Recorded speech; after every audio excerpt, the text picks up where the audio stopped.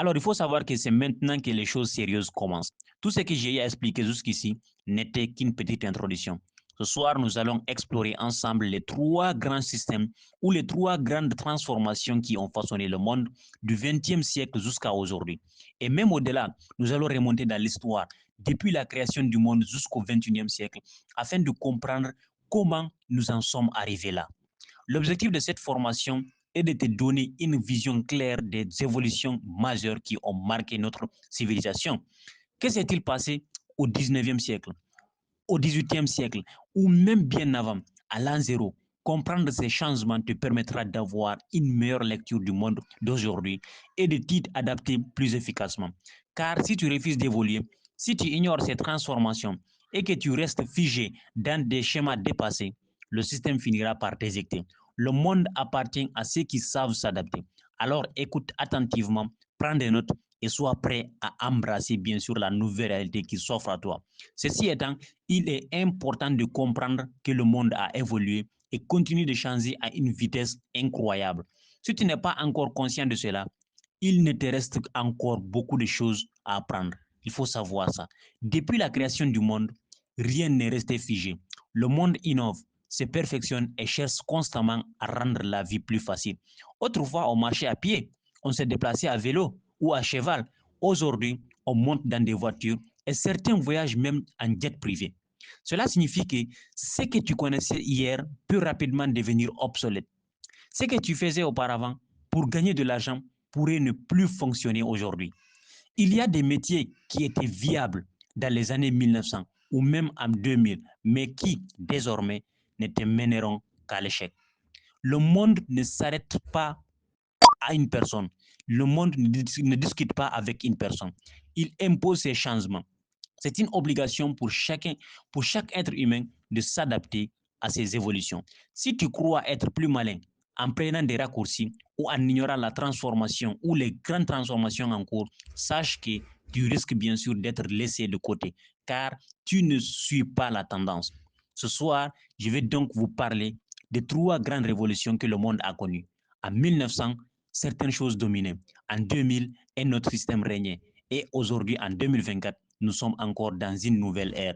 Si tu ne comprends pas ces trois systèmes et ces trois étapes clés, tu continueras bien sûr à faire des choses dépassées tout en croyant être à jour. C'est pourquoi souvent, en voyant les discussions sur Internet, je ne peux m'empêcher de sourire.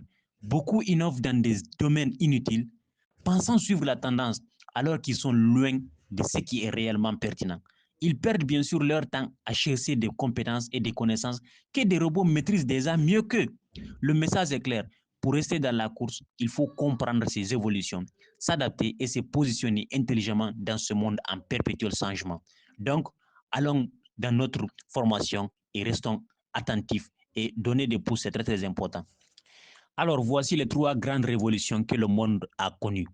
Premièrement, nous avons la révolution agricole. Deuxièmement, la révolution éducative. Et troisièmement, la révolution d'Internet. Maintenant, je vais prendre le temps de vous expliquer chacune de ces révolutions de manière détaillée à travers les vocaux que je vais partager. Ce qu'il faut retenir, c'est quoi? C'est que ces trois grandes révolutions ont profondément transformé le monde. Pourtant, nous sommes en 2025 et beaucoup de personnes n'ont toujours pas compris ces changements.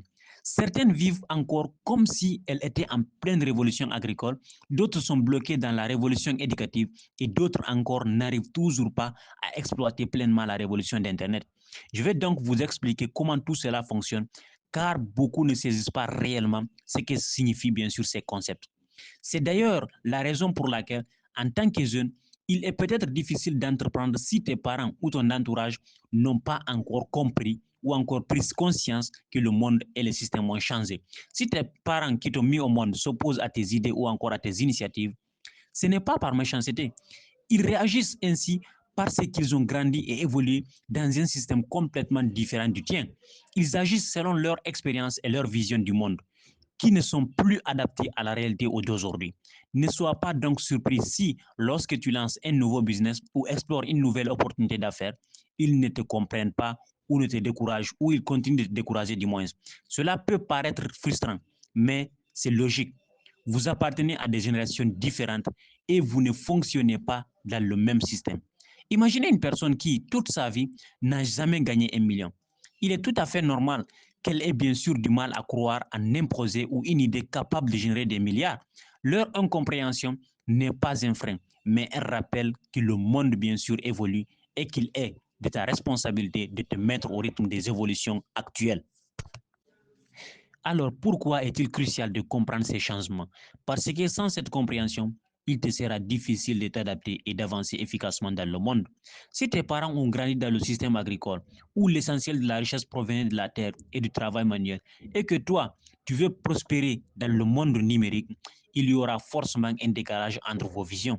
Ils auront du mal à comprendre pourquoi tu veux créer une activité en ligne, investir dans des compétences digitales ou développer un business indépendant.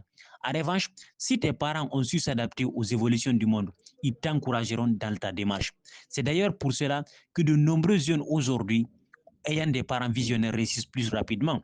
Leurs familles vivent dans le présent et non dans un passé révolu.